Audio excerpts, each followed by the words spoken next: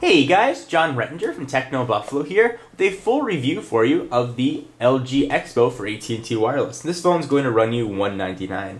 You may have seen commercials of this device all around touting its Pico projecting ability. However, I was unable to get a projector attachment to show you from either AT&T or LG, so we're going to focus on just the phone itself.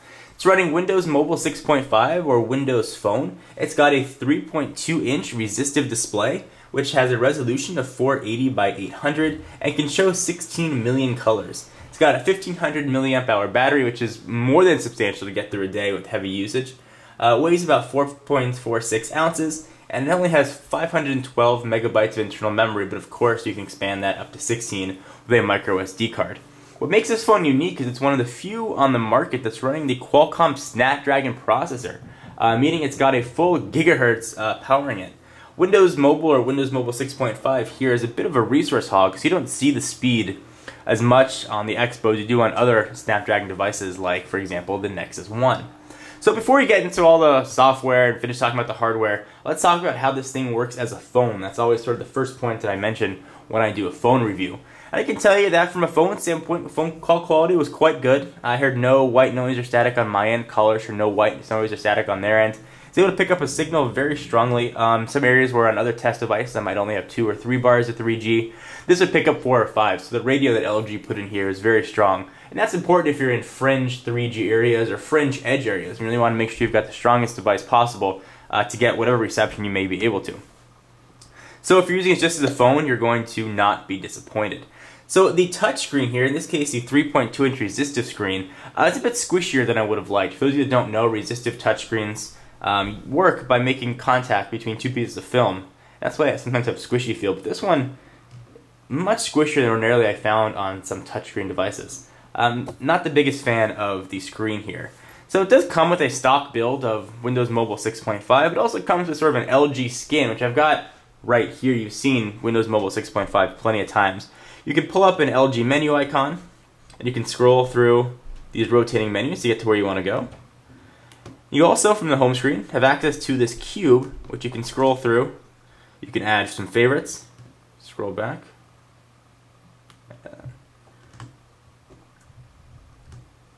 and you can go right to your picture views. You can customize these as you want. That's really the extent of the LG skin. From another hardware perspective, there isn't a physical D-pad. You have this fingerprint reader right there, which serves as security for the device, but also if you want to go up and down or left or right, that will take care of it.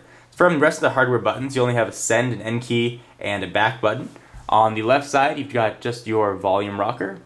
On the right, you've got a lock button and a camera button and your micro SD card, which don't have to remove the battery to get to, which is quite nice. It's externally accessible. On the back, you have a 5 megapixel sensor with LED flash, and the picture quality was actually really impressive on the Expo. Very impressive. On the top, you've got your power and your lock button, and you've got your charging port. Notice missing from here a 3.5mm headset jack. That is done via an adapter, unfortunately. And this lock button on the side can be programmed to be any sort of key that you'd like.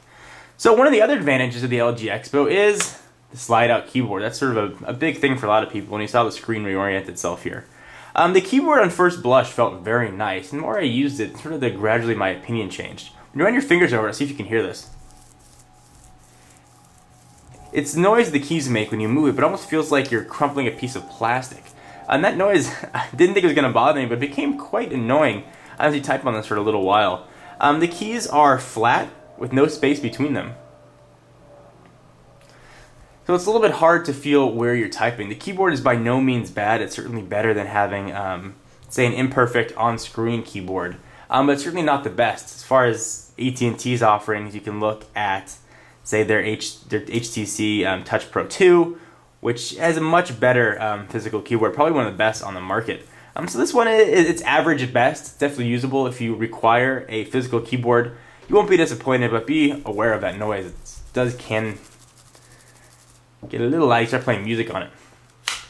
So overall, the phone was good, but not great. Average, not fantastic. Sort of your run-of-the-mill Windows Mobile phones. If you need Windows Mobile, if you need the Exchange connectivity and some of the openness that the platform provides, you're not going to be disappointed. If you're looking for a fun smartphone for apps and playing games, this is not going to be the phone for you. So really it's going to come down to which market you are and which phone suits you best. Anyway guys, hope you enjoyed. It's a short review of the LG Expo for AT&T Wireless. I'm John Rettinger from Techno Buffalo, and I'll see you in the next video. Bye-bye.